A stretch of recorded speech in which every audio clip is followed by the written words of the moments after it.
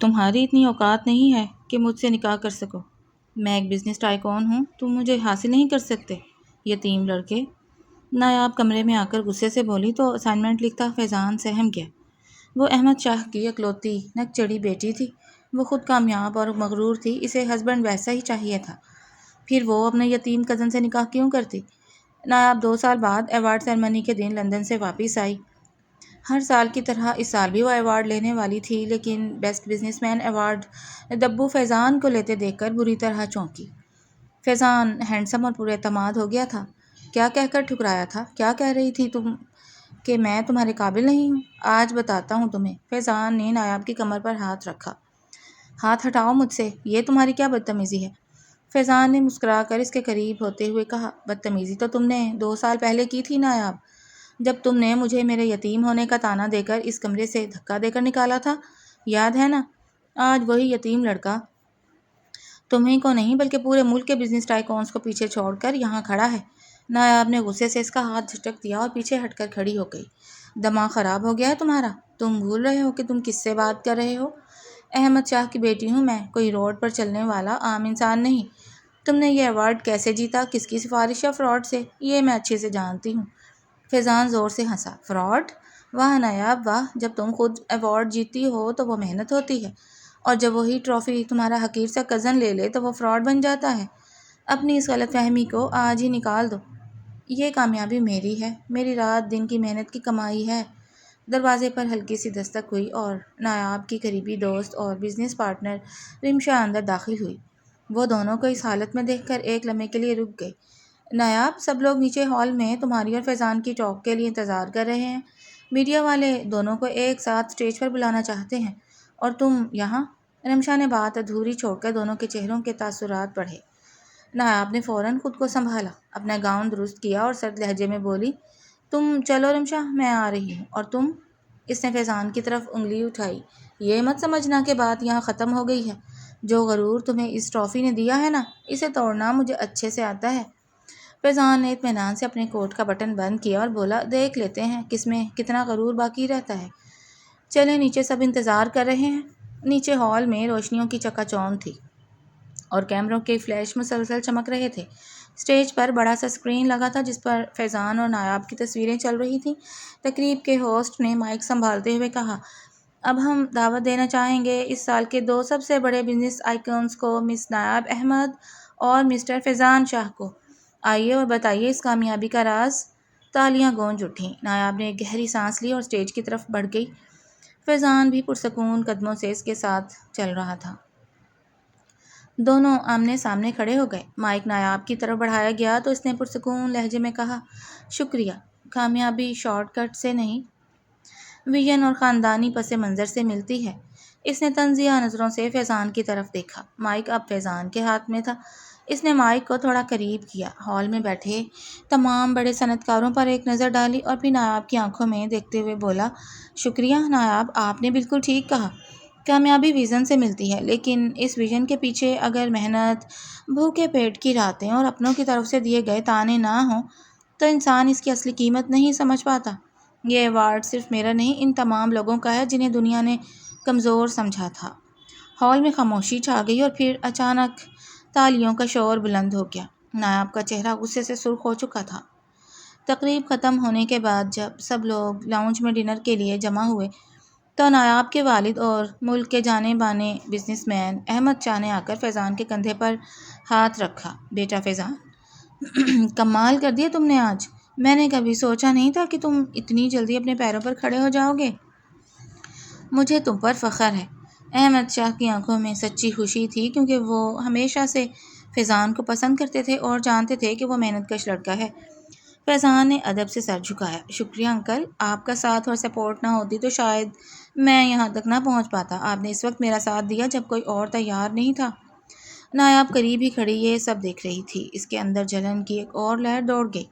وہ آگے بڑھی اور بولی، ڈیڈی، آپ کو اس کی مکھن بازی میں آنے کی ضرورت نہیں ہے، یہ سب صرف دکھاوا ہے۔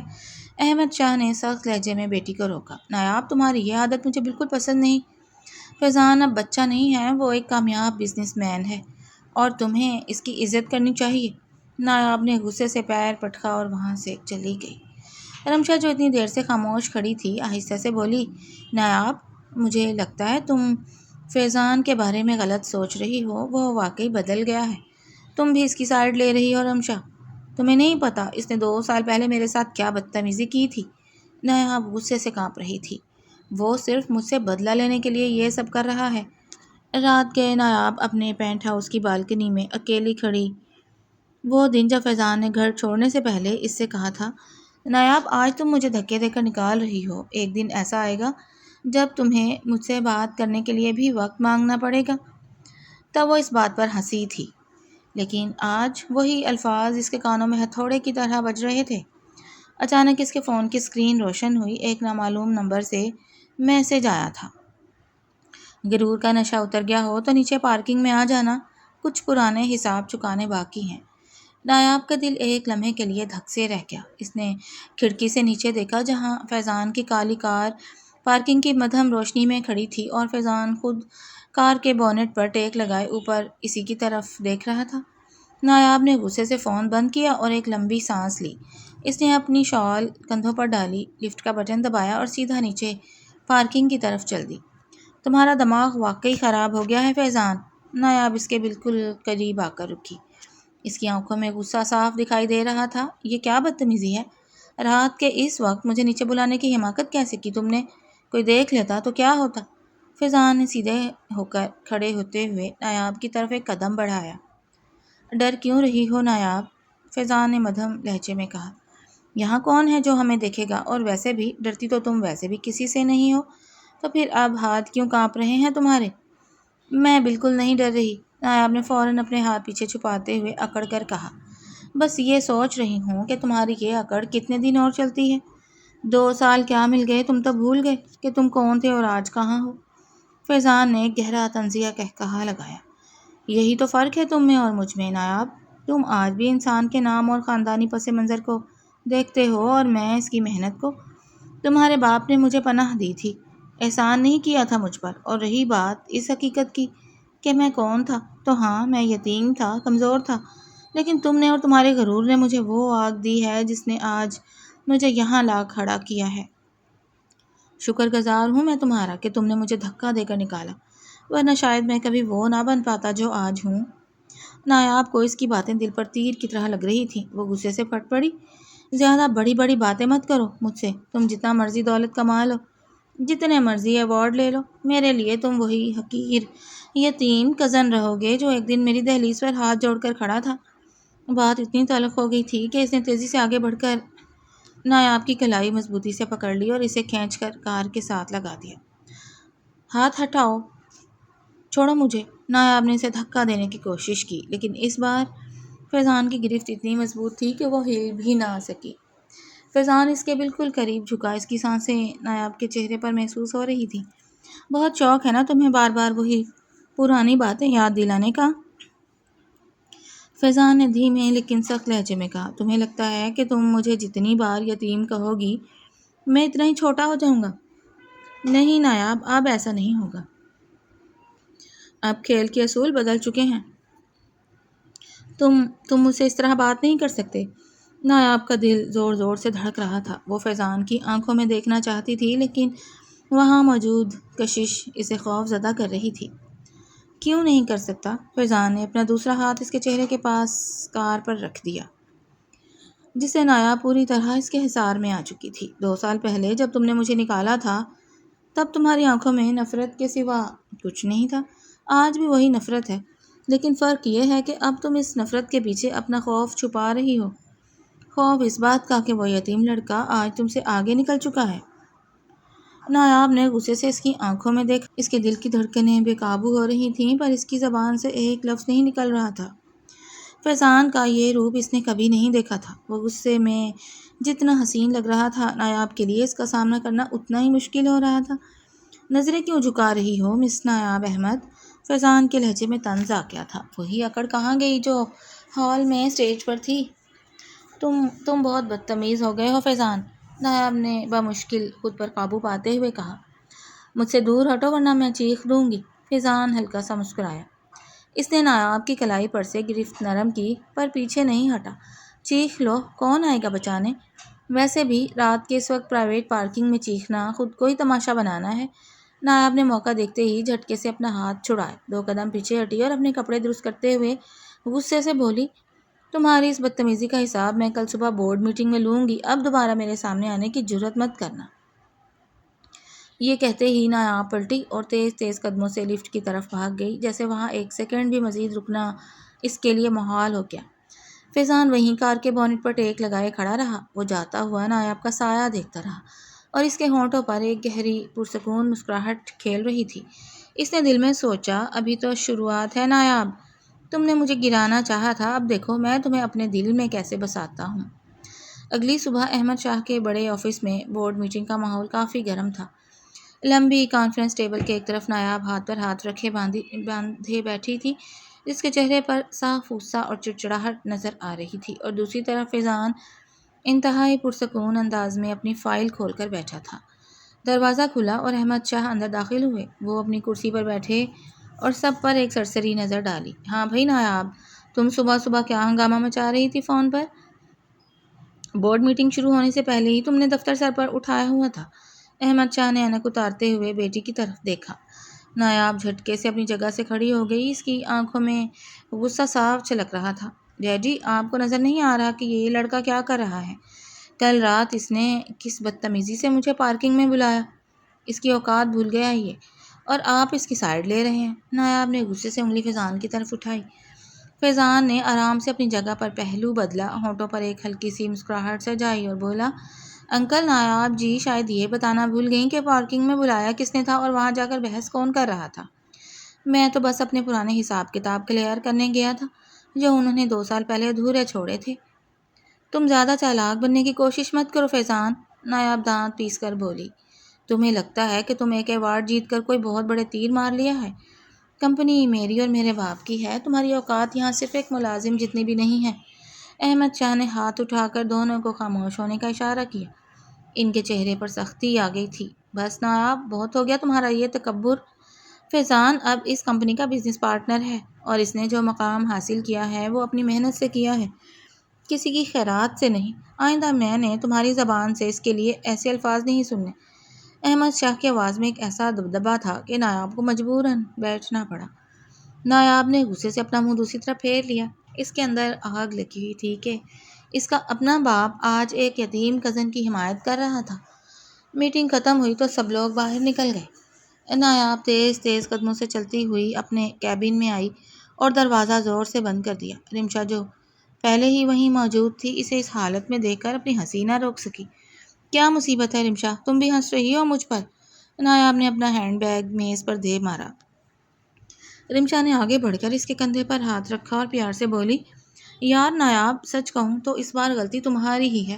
فیضان نے اتنی محنت کی ہے، تمہیں اس کی کامیابی کو تسلیم کرنا چاہیے، اور ویسے بھی وہ جتنا ہینڈسم اور کانفیڈنٹ ہو گیا ہے، تم اس سے بلا وجہ جل رہی ہو۔ کیا کہا تم نے؟ میں اس سے جل رہی ہوں؟ نایاب نے غصے سے آنکھیں نکالی۔ میں اس حقیر سے لڑکے سے جلوں گی؟ رمشا اپنا دماغ چیک کرواؤ۔ اچھا بابا معاف کر دو، غصہ مت کرو، رمشا مسکراتے ہوئے بولی۔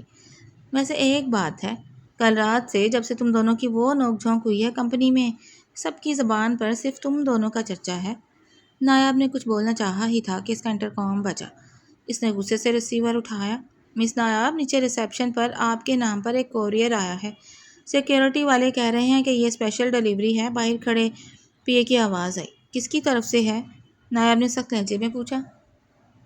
نام تو نہیں لکھا میم، بس اس پر لکھا ہے کہ صرف مس نایاب کے لیے۔ نایاب نے فون رکھ دیا۔ اس کے ماتھے پر بل پڑ گئے۔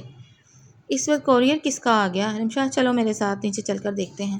دونوں نیچے ریسیپشن پر آئیں۔ سیکیورٹی گارڈ نے ایک خوبصورت سیاہ رنگ کا لفافہ نایاب کے ہاتھ میں تھما دیا۔ نایاب نے لفافہ کھولا تو اس کے اندر ایک چھوٹی سی پرچی اور ایک پرانی چابی نکلی۔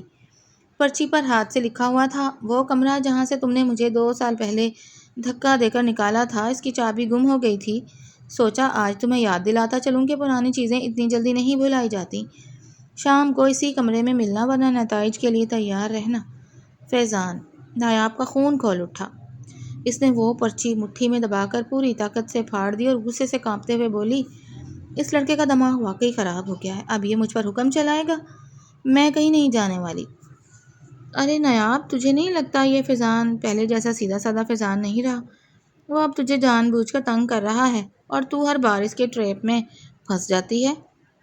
میں اس کی کسی ٹریپ میں نہیں پھنسی، نایاب نے تیز لہجے میں کہا۔ آج شام میں خود اس کمرے میں جاؤں گی اور اس کا یہ سارا غرور ایک ہی بار میں خاک میں نہ ملا دیا تو میرا نام نایاب احمد نہیں۔ شام ڈھل چکی تھی اور دفتر کی اکثر بتیاں بجھ چکی تھیں۔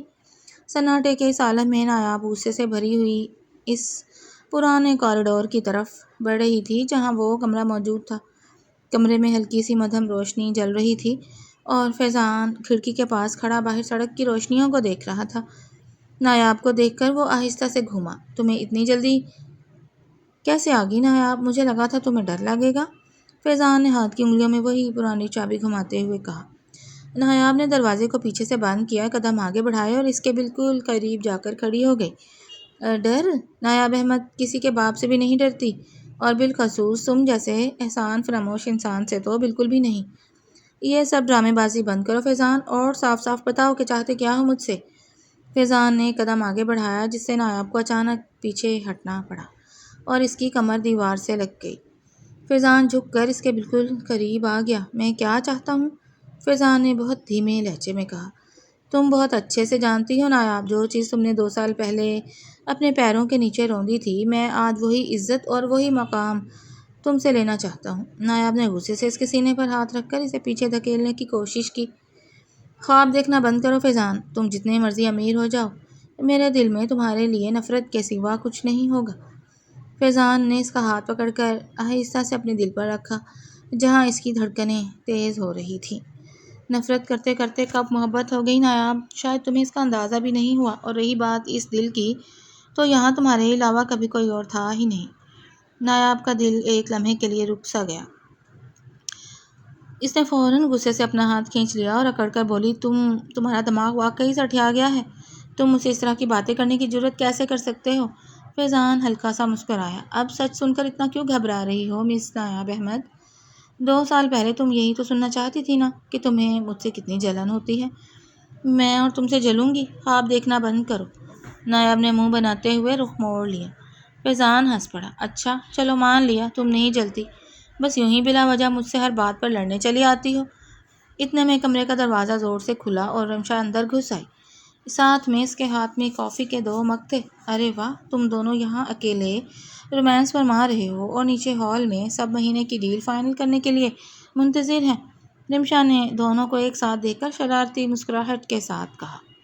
نایاب کا چہرہ غصے اور شرم سے ایک دم سرخ ہو گیا۔ اس نے فوراً رمشا کی طرف دیکھا۔ رمشا، اپنا منہ بند رکھو گی یا میں ابھی تمہیں نوکری سے نکال دوں؟ یہاں کوئی رومانس نہیں ہو رہا، ہم بس پرانے حساب چکاتا کر رہے ہیں۔ ہاں ہاں بالکل، حساب چکتا ہو رہا تھا اور ہاتھ دل پر رکھا ہوا تھا، رمشا قہقہہ لگاتی ہوئی بولی۔ ویسے فیضان بھائی، ماننا پڑے گا تم نے 2 سال میں نایاب کا غرور توڑنے کا نسخہ بالکل پرفیکٹ ڈھونڈ لیا ہے۔ فیضان نے کافی کا مگ تھامتے ہوئے کہا۔ شکریہ رمشا، لیکن ابھی تو یہ ٹریلر تھا، پوری فلم تو ابھی شروع ہوگی جب یہ میرے ساتھ بورڈ آف ڈائریکٹرز کی چیئرمین بن کر بیٹھے گی۔ میں کبھی تمہارے ساتھ چیئرمین نہیں بننے والی، نایاب نے پیر پٹکتے ہوئے کہا۔ اگلے دن شام کو کمپنی کے بڑے لاؤنج میں ایک چھوٹی سی پارٹی رکھی گئی تھی۔ تمام ملازم، بورڈ ممبرز اور قریبی دوست موجود تھے۔ احمد شاہ اسٹیج کے قریب کھڑے سب سے بات کر رہے تھے۔ نایاب ایک کونے میں کھڑی کافی کا سپ لے رہی تھی کہ فیضان چلتا ہوا اس کے پاس آیا اور اس کے کان کے پاس جھک کر دھمکی آمیز پر پیار بھرے لہجے میں بولا، کیا ارادہ ہے مس نایاب؟ آج بھی مجھ سے لڑنے کا کوئی پلان ہے یا صلح کا ارادہ ہے؟ نایاب نے سائڈ پر دیکھ کر آنکھیں نکالی۔ تم سے صلح کرنا اپنی موت کو دعوت دینے کے مترادف ہے، دور رہو مجھ سے۔ فیضان نے مسکرا کر اپنا ایک ہاتھ آگے بڑھایا۔ چلو پھر ایک نئی شروعات کرتے ہیں، پرانے سارے شکوے ختم کر کے آؤ سب کے سامنے ایک بار پھر سے پارٹنر بنتے ہیں۔ نایاب نے کچھ لمحے فیضان کے ہاتھ کی طرف دیکھا، پھر اس کی آنکھوں میں جھانکا جہاں صرف اس کے لیے اپنائیت اور محبت تھی۔ اس کا دل پسیج گیا۔ اس نے ہلکی سی مسکراہٹ کے ساتھ اپنا ہاتھ فیضان کے ہاتھ میں دے دیا۔ دور کھڑی رمشا اور احمد شاہ نے جب ان دونوں کو ہاتھ ملاتے دیکھا تو دونوں کے چہروں پر پرسکون بھری مسکراہٹ آ گئی۔ احمد شاہ نے دل میں خدا کا شکر ادا کیا کہ ان کی اکلوتی بیٹی کو آخر کار وہ انسان مل ہی گیا جو اس کے غرور کو بھی سنبھال سکتا تھا اور اس سے بے پناہ محبت بھی کر سکتا تھا۔ پارٹی کے شور شرابے میں نایاب نے اپنا ہاتھ فیضان کی گرفت سے چھڑانا چاہا، پر فیضان نے اس کی کلائی اور مضبوطی سے پکڑ لی۔ چھوڑو، میرا ہاتھ سب دیکھ رہے ہیں۔ نایاب نے دانت کچکچاتے ہوئے اسے گوشی کی۔ دیکھنے دو، کون سا چوری کر رہا ہوں؟ اپنی بیوی، میرا مطلب ہے اپنی بزنس پارٹنر کا ہاتھ پکڑ رہا ہوں۔ فیضان نے شرارت سے آنکھ دبائی۔ تمہاری جرأت کیسے ہوئی مجھے یہ بولنے کی؟ تم اب بھی اتنے ہی بدتمیز ہو جتنے 2 سال پہلے تھے۔ نایاب کا چہرہ غصے سے لال ہو گیا۔ بدتمیز تھا تو تم نے دل کیوں دے دیا؟ فیضان نے قریب ہو کر اس کے کان کے پاس کہا۔ نایاب نے غصے سے اس کے پاؤں پر اپنا ہیل والا جوتا زور سے رکھا۔ یہ لو اپنے دل کا جواب۔ فیضان درد سے اچھل پڑا اور ایک پاؤں پر کھڑے ہو کر بولا، او خدایا، تم تو سچ مچ کی ڈائن ہو نایاب۔ دور کھڑی رمشا ہنستے ہوئے بولی، لگتا ہے پرانے حساب ابھی بھی پورے چکتا نہیں ہوئے۔ دونوں ایک دوسرے کو دیکھ کر ہنس پڑے اور یوں ان کی محبت بھری نوک جھونک ہمیشہ کے لیے امر ہو گئی۔